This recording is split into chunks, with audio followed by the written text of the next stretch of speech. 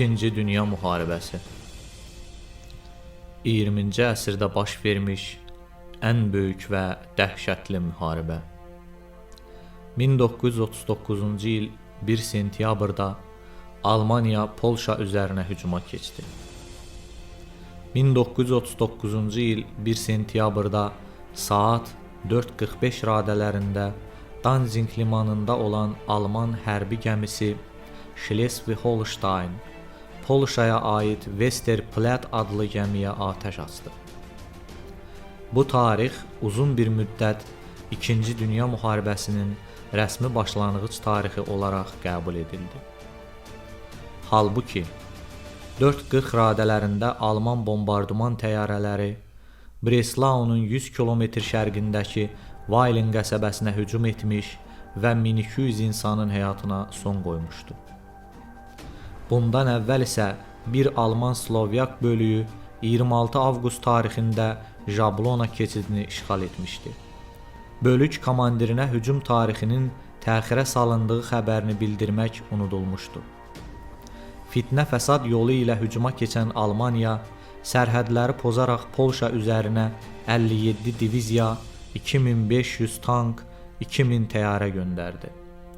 3 sentyabr tarixində İngiltərə və Fransa Almaniyaya müharibə elan etdilər. İkinci Dünya Müharibəsi başladı. Sentyabrın 3-ü 10-u arasında Avstraliya, Yeni Zelandiya, Hindistan, Kanada Almaniyaya qarşı müharibəyə qoşuldular. ABŞ özünü bitərəf elan etdi. Yaponiya Avropa müharibəsinə qarışmadığını bildirdi. İkinci Dünya Müharibəsi kifayət qədər sərt başladı. Almanlar Qərbi Polşanı viran qoydular. Sazişə uyğun olaraq Ruslar Polşanın şərq yarısını işğal etdilər. Ruslar həmçinin 1940-cı ildə Estoniya, Latviya və Litviyanı da işğal etdilər. Sonrakı ildə onlar sovetləşməyə məruz qaldılar və SSR-nin respublikalarının üzvlüyünə daxil oldular. Finlandiya SSR-yə qarşı müqavimət göstərdi. SSR 1939-1940-cı illərin qışında Finlandiya ilə qısa müharibə apardı. Bu vaxt qərbdə hamı aldadıcı şəkildə sakit idi. Almaniya Fransaya tərəf qoşunlarını yönəldəndə fransızlar özlərinin Maginot xəttinin arxasında yerləşmişdilər. Britaniya az sayda qoşuna malik idi. Almanlar hərəkət etmirdilər. Bu qəribə müharibə adlanırdı. İki böyük Avropa ölkəsi hələ də özlərinin sülh dövründəki baxışlarından əl çəkmirdi. Belə qəribə qış ərzində Almanlar öz qüvvələrinin xüsusi təlim məşqindən keçirirdilər. Onların yazdakı niyyətləri tam aydın idi. 1940-cı ilin aprel və may aylarında Almanlar qəflətən Norveçi, Danimarkanı və Niderlandı işğal etdilər və Belçikaya hücuma başladılar. Onların zirehli diviziyalarının və adamların başı üzərində oğuldayan bombalarının qarşısında heç nə dayana bilmirdi. Polşada istifadə edilsə də, bu faktlar fransızları və Britaniyalıları heyrətə gətirmişdi. Almanlar Parisin özünü 1940-cı ilin 13 iyununda işğal etdilər.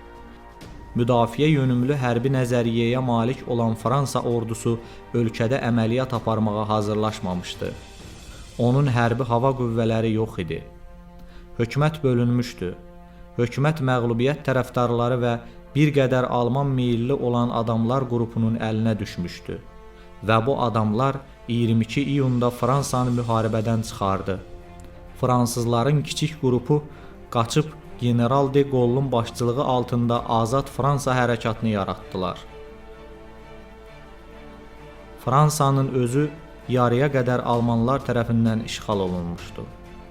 Geri qalan yarısı isə Vichy şəhərini öz paytaxtı etmişdi və Marşal Petenin başçılıq etdiyi totalitar rejimin hakimiyyəti altına keçmişdi. 1807-ci ildə olduğu kimi 1940-cı ildə də yalnız Böyük Britaniya Avropanın fatihi ilə müharibədə qalmışdı. Britaniya özünün tarmar edilmiş qüvvələrini materik Avropasından Dünkerk limanı vasitəsilə geri çəkmişdi. Həmin vaxtlar onlar daha çətin vəziyyətlə üz-üzə qalmağa hazırlaşırdılar. Avropadakı döyüşlər vaxtı baş nazir vəzifəsində Chamberlaini əvəz etmiş Winston Churchill bədbəxtlikdə qəhrəman liderliyi vəzifəsinə yüksəldi. Aylarla davam edən və 1940-cı ilin payızında özünün kulminasiya nöqtəsinə çatan Britaniya döyüşü hava hücumu formasını almışdı. Bu vaxta qədər heç vaxt hansısa hava bombardımanı belə güclü olmamışdı. Lakin Britaniyalılar bombardımana qarşı daha uğurla vuruşdular. Coventry şəhərinin yer üzündən silinməsi, digər şəhərlərin həyatı və sənayesinin dağılması və minlərlə insanın öldürülməsinə baxmayaraq Britaniyadakı istehsal fəaliyyəti hələ də davam edirdi. Hava qüvvələrinin əksər nəzəriyyəçilərinin mülahizələrinin əksinə olaraq bombardımanlar mülki əhalinin mənəvi gücünü qıra bilmirdi. 1940-1941-ci illərin qışında Almanlar öz hücumlarının ağırlığını şərqə tərəf döndərməyə başladılar. Hitler qərara almışdı ki, İngiltərə məsələsini qurtarmazdan qabaq o, Rusiya məsələsini həll etməlidir. Belə ki, hətta Hitler Nasional Sosialist Partiyasının öndə gələn şəxslərindən olan Rudolf Hessi Britaniya ilə gizlin sövdələşmək üçün İngiltərəyə yollayır. Lakin ingilislərin Hessi həbsxanaya atdığını öyrəndiyi zaman Hessin ruhi xəstə olduğunu mətbuat vasitəsilə xalqa bildirir. İngiltərə mühüm dayaq nöqtələrini, kommunikasiya xətlərini əlində saxlamaqla müqaviməti davam etdirsə də, Fransanın təslim olması ilə Hitler qərbdə öz məqsədinə çatdığını güman edirdi. İndi Avropada tam hakim olmaq üçün o öz qüvvələrini SSR-yə qarşı yönəltdi. Almaniya ilə müqavilənin məxfi protokolunda ona vəd edilmiş ərazilərin demək olar ki, hamısını ələ keçirən Stalinin Balkan yarımadasına və Qara dəniz boğazlarına olan iddiaları Hitleri ciddi narahat etmişdi. 1940-cı ilin iyununda Hitler Wehrmacht rəhbərliyinə SSR-yə qarşı hücum planı hazırlamaq tapşırığı verdi. Barbarossa adını almış plan 1940-cı il dekabrın 18-də təsdiq edildi. 1941-ci il iyunun 22-sində Almaniya SSR-yə hücum etdi. SSR-nin Böyük Vətən müharibəsi başladı. İldırım sürətli müharibə strategiyasına əsaslanan Alman qoşunları qəfil zərbə ilə Sovet ordusunu ciddi məğlubiyyətə uğratdı. Almanlar qışa qədər Arxangelsk-Həştərxan xəttinə çıxmaq ümidində idilər. SSR-nin qərb hissələrində hələ tam kompleksləşməmiş hərbi birləşmələr daha yaxşı silahlanmış və müasir döyüş aparmaq təcrübəsi daha çox olan Alman qoşunlarının güclü hücumuna tab gətirə bilmədi. Böyük itkilər verərək ölkənin içərilərinə doğru sürətlə geri çəkildi. Almanlar müharibənin birinci həftəsində Leningrad və Kiyevə yaxınlaşdılar. Smolenskini ələ keçirdilər. Sentyabr ayında Alman ordusu Kiyevi tutdu, Leningradı mühasirəyə aldı və Moskva üzərinə güclü hücuma başladı. Lakin Sovet ordusunun təşəbbüsü ələ almaq səyləri sayəsində Alman qoşunları Moskva döyüşündə darmadağın edilərək geri atıldı. Noyabrın 15-də Alman qoşunları böyük qüvvə ilə paytaxt üzərinə ikinci dəfə hücuma keçdi. Bəzi yerlərdə paytaxta 5 kilometrə qədər yaxınlaşa bilmiş, Alman ordusunu Sovet qoşunları müdafiə döyüşlərində taqətdən saldılar. 1941-ci ilin dekabrın 5-i və 6-sında Sovet qoşunlarının əks hücumu başladı. Almanlar 100-250 kilometr geriyə çəkilməli oldular. Yaponiya isə 70-ci meridiandan şərqdə Avrasiyanı öz nüfuz dairəsi hesab edirdi. Müttəfiqləri də buna razılıq vermişdi. O artıq Çinin böyük bir hissəsini işğal etmişdi. Yaponiya Fransa Almaniyaya təslim olduqdan sonra öz hərbi hissələrini onun müstəmləkələrində Vyetnam, Laos və Kambocoda yerləşdirdi. Filippindəki mülklərinə təhlükə yarandığını görən ABŞ Yaponiyadan qoşunlarını geri çəkməyi tələb etdi və bu ölkə ilə strateji məhsul ticarətinə qadağa qoydu. Yaponiyanın idxalı 75% azaldı. 1941-ci ilin dekabrın 7-sində tərkibində 6 təyyarə daşıyan gəmi olan Yapon eskadrası gizlincə ABŞ Sakit Okean donanmasının Havay adalarındakı Pearl Harbor əsas bazasına yaxınlaşaraq ona güclü zərbə endirdi. Nəticədə 8 linkorundan 5-i batırıldı, 3-ü zədələndi. Həmin gün Yapon qoşunları Taylanda Britaniya müstəmləkəsi olan Birmaya hücum etdilər. Müharibənin gedişində sonrakı mərhələ 1944-cü il yanvar, 1945-ci il sentyabr. Almaniya faşizminin və Yaponiya militarizminin darmadağın edilməsi uğrunda mübarizə ilə səciyyələnir. Bu dövrdə müttəfiq ölkələrin bütün səyləri tezliklə müharibəyə son qoyulmasına yönləndirilmişdi. 1944-cü ilin əvvəlindən etibarən SSR qoşunlarının keçirdiyi bir sıra strateji hərbi əməliyyatlar nəticəsində Almanlar tərəfindən zəbt edilmiş Sovet əraziləri tamamilə azad edildi. Döyüşlər Avropa ölkələrinə keçirildi. 1944-cü ilin yanvar-fevralında Leningrad, Novgorod vilayətləri, martda sağ sahil Ukraynası, aprel-mayda Krım, Odessa vilayətləri, iyunda Kareliya, iyun-iyulda Belarusiya, iyul-avqustda Qərbi Ukrayna, avqust ayında Moldaviya, sentyabr-oktyabr Baltikyanı respublikalar Almanlardan xilas olundular. 1944-cü ilin oktyabrı üçün SSR-nin keçmiş sərhədi bərpa olundu. Sovet orduları mərkəzi və cənub-şərqi Avropa ölkələrinin ərazisinə daxil oldular. Onların faşistlərin azad edilməsi və Sovet nüfuz dairələrinə keçirilməsi uğrunda mübarizə başlandı. Sözü gedən strateji hərbi əməliyyatlar sırasında 1944-cü ilin iyun-iyul aylarında Vitebski, Babruysk, Minsk rayonlarında keçirilən döyüşlər çox ibrətamiz idi. Bu döyüşdə Almanların 17 diviziyası və 3 briqadası tamamilə məhv edilmiş, 50 diviziyası isə öz heyətinin yarısını itirmişdi. Ümumən Hitlerçilər bu döyüşdə yarım milyon adam itirmişdilər. Əsir alınan 60 minə yaxın Alman əskər və zabiti gətirilərək Moskvanın Qırmızı meydanından bayraqlarını ataraq keçirdilmişdir. Bu Hitlerin hələ 1941-ci ilin 7 noyabrında Qırmızı meydanda faşist ordularının rəsmi keçidini təşkil etmək arzusuna cavab olaraq edilmişdi. Əlverişli şəraitdən istifadə edən müttəfiqlər 1944-cü il iyunun 6-sında Fransanın şimalına Normandiyaya qoşun çıxardılar. Normandiya əməliyyatında müttəfiqlərin 2,9 milyon əskəri, 10 min təyyarəsi və 1000 hərbi gəmisi iştirak etmişdi. Beləliklə Almaniyaya qarşı çoxdan vəd edilən və gözlənilən ikinci cəbhə açıldı. İndi Almaniya ikinci cəbhədə müharibə aparmağa məcbur oldu. Anti-Hitler koalisiyası indi birlikdə ümumi düşmənə qarşı vuruşmağa başladı. 1944-cü ilin avqustunda müttəfiq qoşunların köməyi ilə Fransa faşistlərdən azad edildi. Ölkənin azad edilməsində General de Gaulle'un başçılıq etdiyi döyüşən Fransanın hərbi hissələri də fəal iştirak etmişdilər. Sovet ordularının uğurlu hücumları və ikinci cəbhənin açılması Reyxin sosial-iqtisadi, siyasi və hərbi vəziyyətini daha da ağırlaşdırdı. Uğursuz olsa da Führerə qarşı sui-qəsdlər başladı.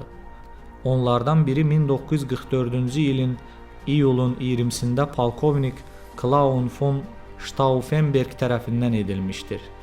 Sui-qəsd nəticə verməmişdi. 1944-cü ildə Hitler 3 müttəfiqi Rumıniyadan, Bolqarıstandan, Finlandiyadan, 1945-ci ildə isə Macarıstandan məhrum oldu. Cənub-şərqi və mərkəzi Avropa ölkələrində milli azadlıq hərəkatı geniş miqyas aldı. Sovet ordularının sözü gedən ölkələrə daxil olması milli azadlıq və antifaşist hərəkatlarına və Sovet meyilli qüvvələrin fəallaşmasına yeni vüsət verdi. Polşada, Rumeniyada, Bolqarıstanda, Yugoslaviyada, Albaniyada, Yunanistanda, Macaristanda, Çexoslovakiyada yeni dövlət qurumları və icma hərəkatlar formalaşdı. Artıq nasist Almaniyanın məğlubiyyəti göz qabağında idi. Belə bir şəraitdə SSR, ABŞ və Böyük Britaniya dövlət başçılarının Krım-Yalta konfransı toplandı. Konfransda Stalin, Roosevelt və Churchill iştirak edirdi. Konfransda Almaniyaya qarşı birgə mübarizəni davam etdirmək, hərbi əməliyyatları sıx əlaqələndirmək razılığına gəlindi. Konfransda tərəflər Almaniyanın gələcək perspektivləri barədə də yetkili qərarlar qəbul etdilər. İkinci Dünya müharibəsi müharibələr tarixində ən dəhşətli və dağıdıcı müharibə olmuşdur. Onun müxtəlif mərhələlərində hər iki döyüşən tərəflərdən eyni zamanda 8 milyondan 12,8 milyona kimi insan, 84 mindən 163 minə qədər top, 6,5 mindən 18,3 minə kimi təyyarə iştirak etmişdi. Hərbi əməliyyatların əhatə etdiyi ərazi 1-ci Dünya müharibəsindəkindən 5,5 dəfə çox idi. Müharibəyə sərf edilən xərclərin miqdarı 4 trilyon ABŞ dolları olmuşdu. Onların 1 trilyon 117 milyardını sırf hərbi xərclər təşkil etmişdir. Müharibə zamanı 60 milyondan çox adam tələf olmuşdu. Ondan 27 milyonu SSR-nin, 13,6 milyonu Almaniyanın, 6 milyonu Polşanın, 5 milyonu Çinin, 2,5 milyonu Yaponiyanın, 1,7 milyonu Yugoslaviyanın, 600 mini Fransanın, 370 mini İngiltərənin, 300 mini ABŞ-ın və sair payına düşmüşdü. İkinci Dünya müharibəsinin ən başlıca yekunlarından biri faşizmin ictimai-siyasi sistem kimi yer üzündən silinməsidir. Bu müharibə nasist Almaniyanın, faşist İtaliyanın və onların müttəfiqlərinin məğlubiyyəti nəticəsində baş vermişdi. Dünyada iki sistem, burja demokratik və sosializm sistemləri qalmışdı. Müharibədən sonra dünyada çox ciddi geosiyasi və ictimai dəyişikliklər baş vermişdi. Avropa və Asiyada bir sıra müstəqil dövlətlər yaradılmış, sərhədlər yenidən qoyulmuş, Mərkəzi və Cənub-Şərqi Avropanın bir çox ölkələri faşizmdən azad olduqdan sonra SSR-nin təsiri altına düşərək Sovet modelli siyasi inkişaf yolunu götürmüşdülər. Asiyada, Afrikada və Latın Amerikası ölkələrində milli azadlıq hərəkatı güclənmişdi. Müharibə dövlətlər arası münasibətlərdə yeni mütənasiblik yaratmışdı. Qalib və məğlub dövlətlər qrupu yaranmış, qalib dövlətlər sırasında ABŞ-ın və SSR-nin nüfuzu olmazın dərəcədə artmış, onlar dünyanın super dövlətlərinə çevrilmişdilər. İngiltərə və Fransanın dünyada rolu zəifləmişdi. Müharibədən sonra Almaniya, Vyetnam, Koreya parçalanmışdı. İkinci Dünya müharibəsindən sonra sülh və təhlükəsizliyə xidmət edən kütləvi beynəlxalq təşkilat və qurumlar yaranmışdı. Onların arasında hələ müharibənin gedişində formalaşmış BMT müstəsna yer tuturdu. İkinci Dünya müharibəsinin ən başlıca yekunlarından biri də onun dünya sivilizasiyasını məhv olmaqdan xilas etməsidir. O, dünya sivilizasiyasını yeni inkişaf yoluna yönəltdi. Onun yeni mahiyyət alması üçün möhkəm zəmin verdi. Müharibə həmçinin dünyanın müəyyən zaman kəsiyində ikinci ictimai-siyasi dünya sisteminə parçalanması üçün şərait yaratdı. Sonradan SSR-nin dünya sosializm sisteminin süqutu nəticəsində sözü gedən parçalanma aradan qalxdı. İkinci Dünya müharibəsi dünya sivilizasiyasını qoruyub inkişaf etdirmək üçün çox mühüm dərslər vermişdir. Tarixin ən qanlı müharibəsi kimi tanınan İkinci Dünya müharibəsi qurbanlarının dəqiq sayı məlum deyil. 6 il davam edən və dünyanın 70-ə yaxın dövlətinin cəlb olunduğu bu müharibədə həlak olanların sayını 35 milyon göstərən də var, 68 milyon göstərən də.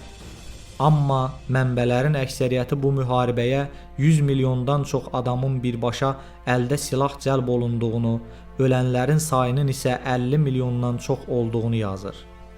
Öldürülən adamların 15 milyonu əskər, qalanı isə dinc əhali olub. İnşallah belə bir müharibə bir daha baş verməz. Ümid edirəm ki, dünyada sülh və əmin-amanlıq olar. Videomu bəyəndinizsə kanalıma abunə olun. Növbəti bir videoda görüşənədək. Hələlik.